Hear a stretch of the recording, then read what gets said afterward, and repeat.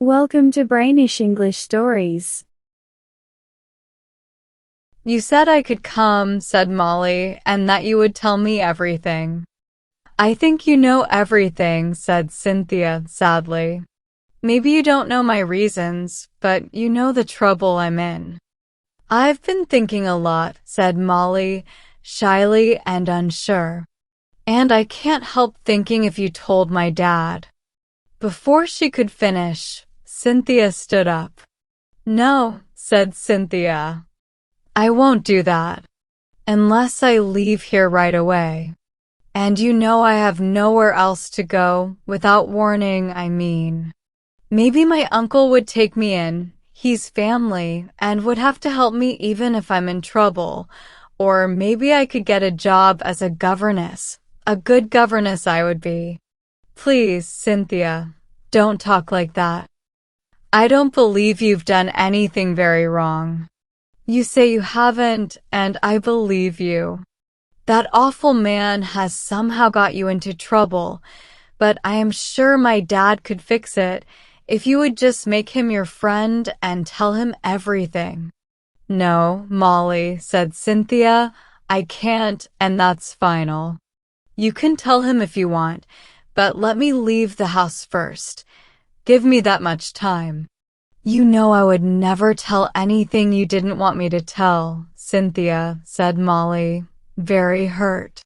Would you really not, dear, said Cynthia, taking her hand. Will you promise me that? Promise me seriously? It would be such a relief to tell you everything, now that you know so much. Yes, I'll promise not to tell. You shouldn't have doubted me, said Molly, still a little sad. Okay, I trust you. I know I can. But do think of telling my dad and getting him to help you, insisted Molly.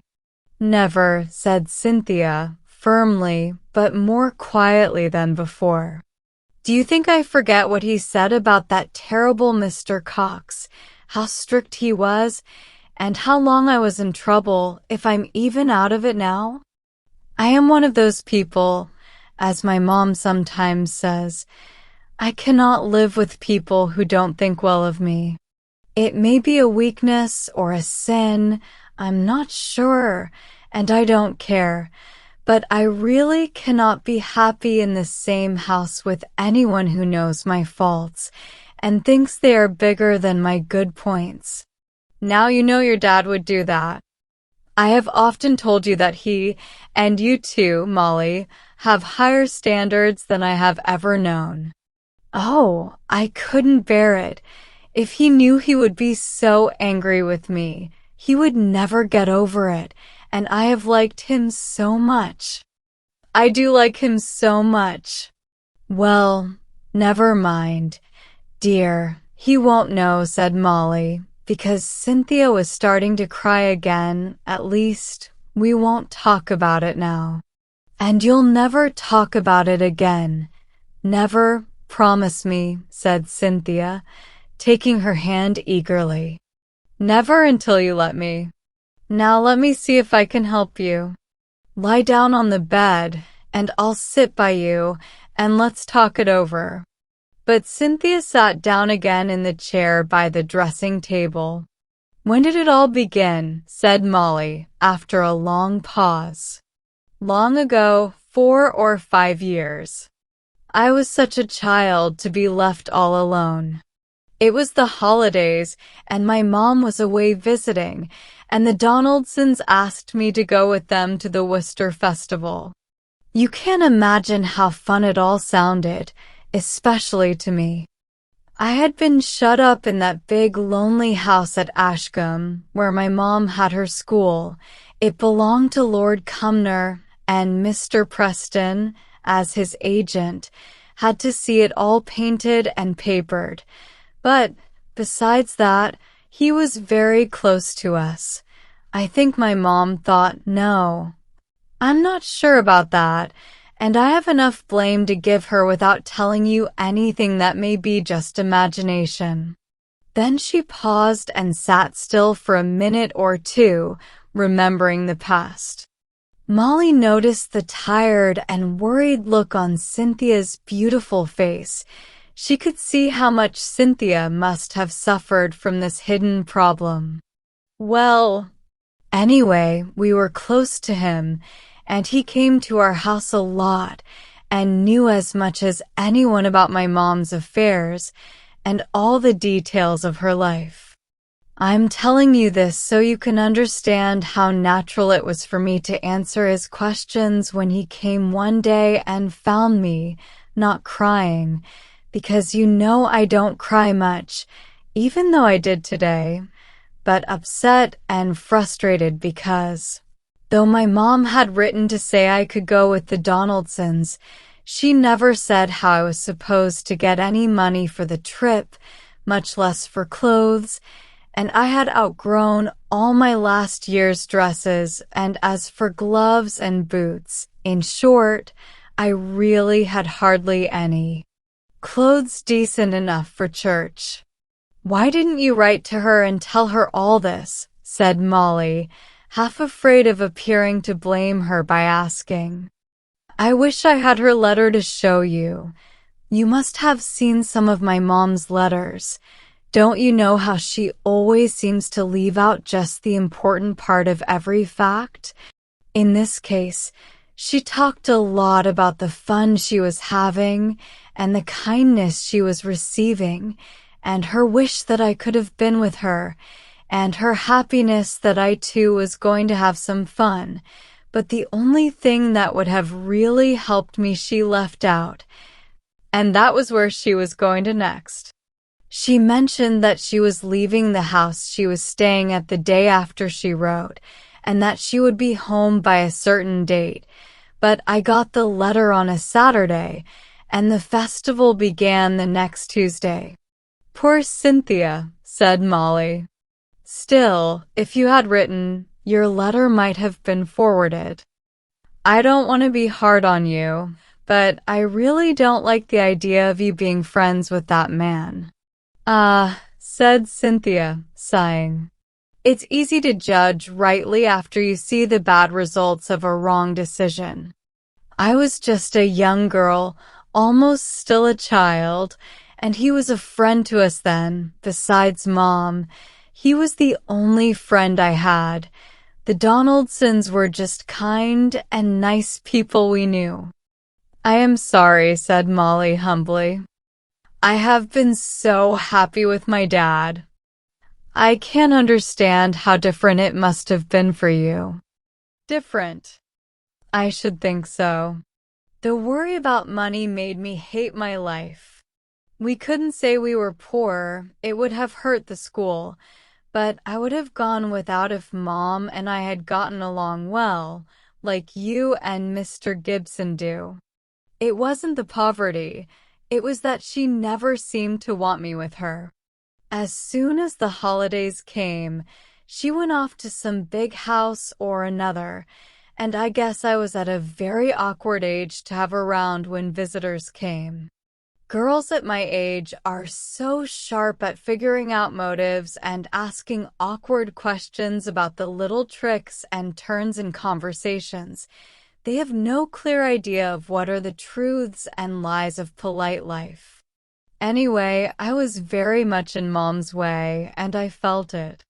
Mr. Preston seemed to feel it too, for me, and I was very thankful to him for kind words and sympathetic looks, tiny bits of kindness that would have gone unnoticed by you. So this day, when he came to see how the workers were doing, he found me in the empty schoolroom, looking at my old summer hat and some old ribbons I had been cleaning, and half-worn-out gloves, a sort of rag fair spread out on the table. I was very upset just looking at that shabbiness. He said he was so glad to hear I was going to this festival with the Donaldsons. Old Betty, our servant, had told him the news, I believe. But I was so worried about money, and my pride was so hurt about my shabby clothes that I was in a bad mood, and said I shouldn't go. He sat down on the table, and little by little he made me tell him all my troubles. I do sometimes think he was very nice in those days. Somehow, I never felt it was wrong or foolish to accept his offer of money at the time. He had £20 in his pocket, he said, and really didn't know what to do with it. Wouldn't need it for months. I could repay it, or rather Mom could, when it suited her. She must have known I would need money, and most likely thought I should ask him. £20 wouldn't be too much. I must take it all, and so on. I knew, at least I thought I knew, that I would never spend £20, but I thought I could give him back what I didn't use, and so, well, that was the start. It doesn't sound so very wrong, does it, Molly? No, said Molly hesitantly. She did not want to be a harsh judge, and yet she really disliked Mr. Preston. Cynthia went on. Well, with boots and gloves, and a hat and a coat, and a white dress, which was made for me before I left on Tuesday, and a silk dress that followed to the Donaldsons, and my trips, and all, there was very little left of the £20, especially when I found I needed a ball dress in Worcester, because we were all going to the ball. Mrs. Donaldson gave me my ticket, but she looked serious at my idea of going to the ball in my white dress, which I had already worn 2 evenings at their house. Oh dear, how nice it must be to be rich. You know, continued Cynthia, smiling a little, I can't help knowing that I'm pretty and that people admire me a lot. I found it out first at the Donaldsons. I began to think I did look pretty in my new clothes, and I saw that other people thought so too. I was definitely the belle of the house, and it was very nice to feel my power. The last day or two of that fun week, Mr. Preston joined our group.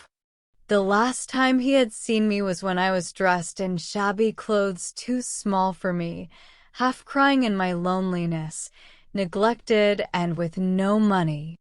At the Donaldsons I was a little queen, and as I said, nice clothes make nice birds, and all the people were paying attention to me, and at that ball, which was the first night he came, I had more dance partners than I knew what to do with. I suppose he really did fall in love with me then. I don't think he had before. And then I began to feel how awkward it was to owe him money.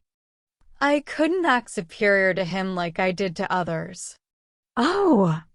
It was so awkward and uncomfortable. But I liked him and felt he was a friend all the time. The last day I was walking in the garden with the others, and I thought I would tell him how much I had enjoyed myself and how happy I had been, all thanks to his £20.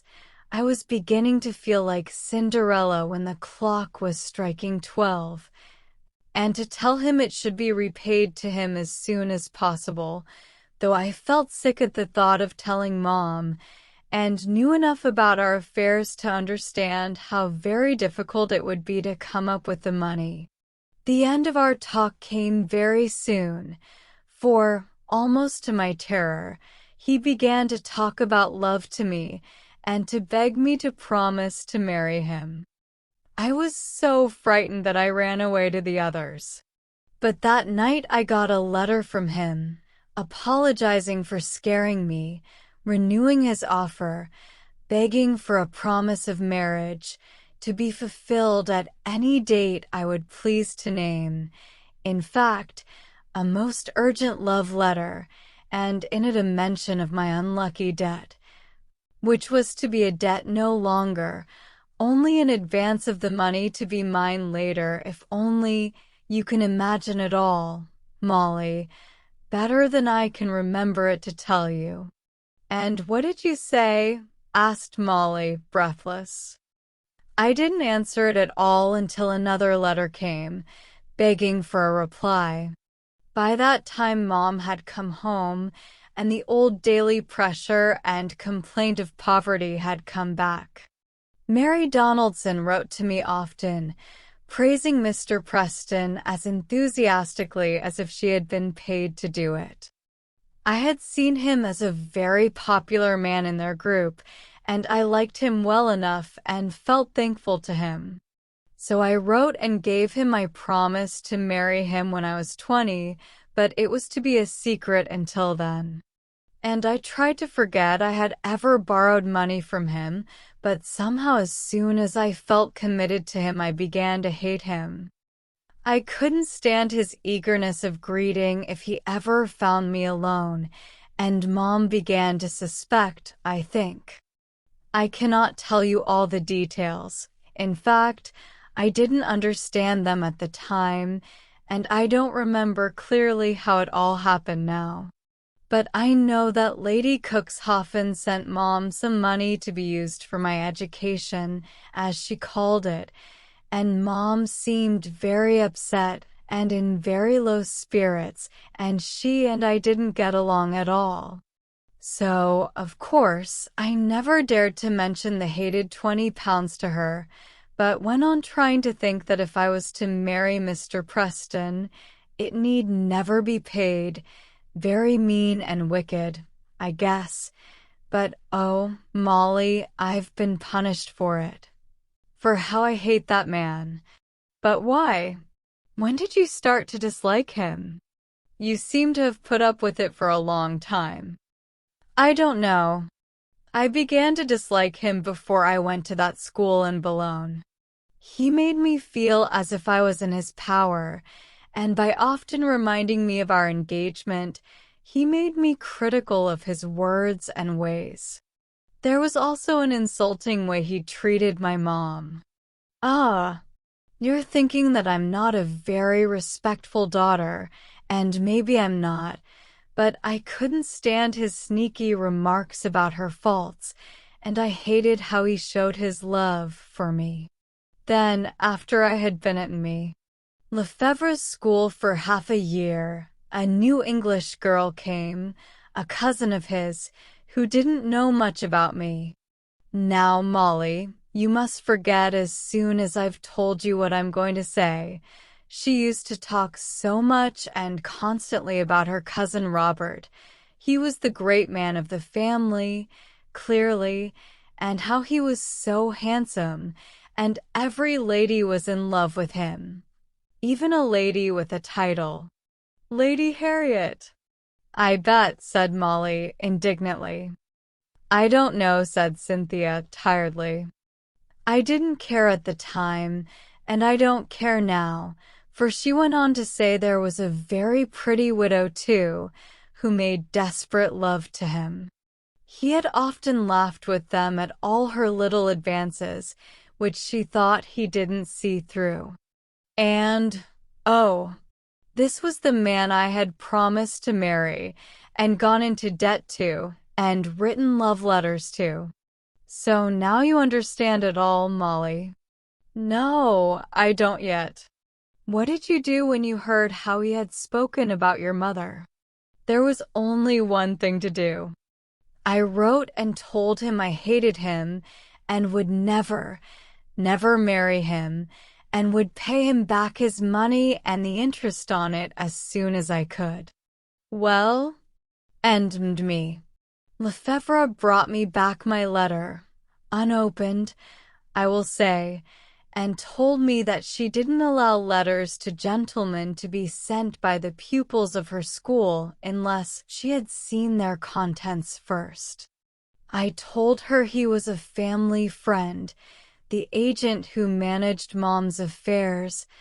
I really couldn't stick to the truth, but she wouldn't let it go, and I had to see her burn it, and to promise her I wouldn't write again before she would agree not to tell Mom. So I had to calm down and wait until I came home. But you didn't see him then? At least, not for some time? No, but I could write, and I began to try and save up my money to pay him. What did he say to your letter? Oh, at first he pretended not to believe I could be serious. He thought it was only a fit of anger, or a temporary offense to be apologized for and covered over with passionate promises. And afterwards? He stooped to threats, and, what is worse, then I became a coward. I couldn't bear to have it all known and talked about, and my silly letters shown. Oh, such letters. I can't bear to think of them, beginning, "My dearest Robert," to that man. But, oh, Cynthia, how could you go and get engaged to Roger? Asked Molly. Why not? Said Cynthia, sharply turning towards her. I was free, I am free. It seemed a way of assuring myself that I was completely free, and I did like Roger. It was such a comfort to be around people who could be trusted, and I wasn't a block of wood or a stone that I couldn't be touched by his tender, unselfish love, so different from Mr. Preston's. I know you don't think I'm good enough for him, and, of course, if all this comes out, he won't think I'm good enough either. Falling into a sad tone very touching to hear, and sometimes I think I'll give him up and go off to some new life among strangers. And once or twice I've thought I would marry Mr. Preston out of pure revenge and have him forever in my power. Only I think I would have the worst of it, for he is cruel in his very soul, like a tiger, with his beautiful striped skin and relentless heart.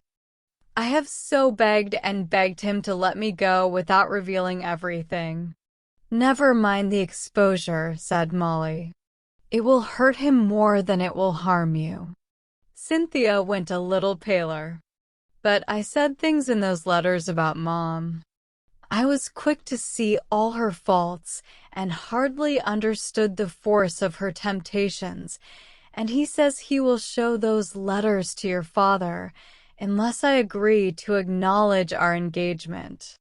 He shall not, said Molly, standing up in her anger and standing before Cynthia almost as fiercely as if she were in the presence of Mr. Preston himself. I am not afraid of him. He dare not insult me, or if he does, I don't care. I will ask him for those letters and see if he will dare to refuse me. You don't know him, said Cynthia, shaking her head. He has made many appointments with me, just as if he would take back the money, which has been sealed up ready for him for 4 months, or as if he would give me back my letters. Poor Roger. How little he thinks of all this. When I want to write words of love to him, I stop myself, because I have written words as affectionate to that other man. And if Mr. Preston ever guessed that Roger and I were engaged, he would manage to get revenge on both him and me by giving us as much pain as he could with those unlucky letters, written when I was not 16, Molly, only 7 of them. They are like a bomb under my feet, which could blow up any day, and down will come father and mother and all. She ended bitterly enough, though her words were so light. How can I get them? Said Molly, thinking. Because I will get them. With Dad to back me, he dare not refuse. Ah, but that's just the thing. He knows I'm more afraid of your father finding out than anyone else. And yet he thinks he loves you. It is his way of loving.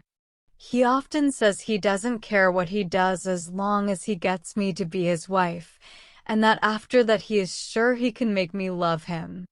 Cynthia began to cry, out of weariness of body and despair of mind.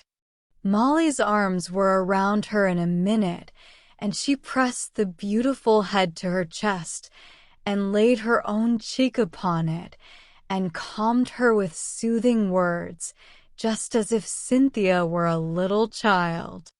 "Oh, it is such a comfort to have told you everything," murmured Cynthia. And Molly replied, "I am sure we have right on our side, and that makes me certain he must and will give up the letters." "And take the money?" added Cynthia, lifting her head and looking eagerly into Molly's face. "He must take the money." "Oh, Molly, you can never manage it all without it coming out to your father. And I would far rather go out to Russia as a governess." "I almost think I would rather—" "No, not that," said she, shuddering away from what she was going to say. "But he must not know, please, Molly. He must not know." "I couldn't bear it. I don't know what I might do." "You'll promise me never to tell him or Mom?" "I never will." "You don't think I would for anything short of saving," she was going to say, "saving you and Roger from pain." But Cynthia broke in. "For nothing. No reason at all should make you tell your father. If you fail, you fail, and I will love you forever for trying, but I will be no worse off than before. Better, actually, for I will have the comfort of your sympathy. But promise me not to tell Mr. Gibson." "I have promised once," said Molly, "but I promise again, so now go to bed and try to rest. You look as white as a sheet. You'll be ill if you don't get some rest, and it's past 2 o'clock and you're shivering with cold." So they wished each other good night. But when Molly got into her room, all her courage left her, and she threw herself down on her bed, still dressed, because she had no energy left for anything. If Roger ever heard of it all by any chance, she felt how it would disturb his love for Cynthia. And yet was it right to hide it from him? She must try to persuade Cynthia to tell it all to him directly when he returned to England. A full confession on her part would greatly reduce any pain he might have on first hearing it. She lost herself in thoughts of Roger, how he would feel, what he would say, how that meeting would happen, where he was at that very time, and so on, until she suddenly woke up and remembered what she had offered and promised to do. Now that the first enthusiasm was over, she saw the difficulties clearly, and the biggest of all was how she was to arrange a meeting with Mr. Preston.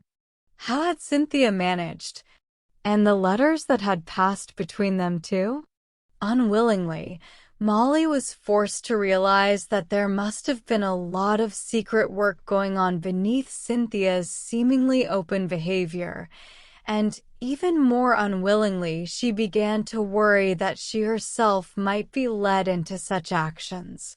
But she would try to stay on a straight path, and if she did stray from it, it would only be to save pain to those she loved.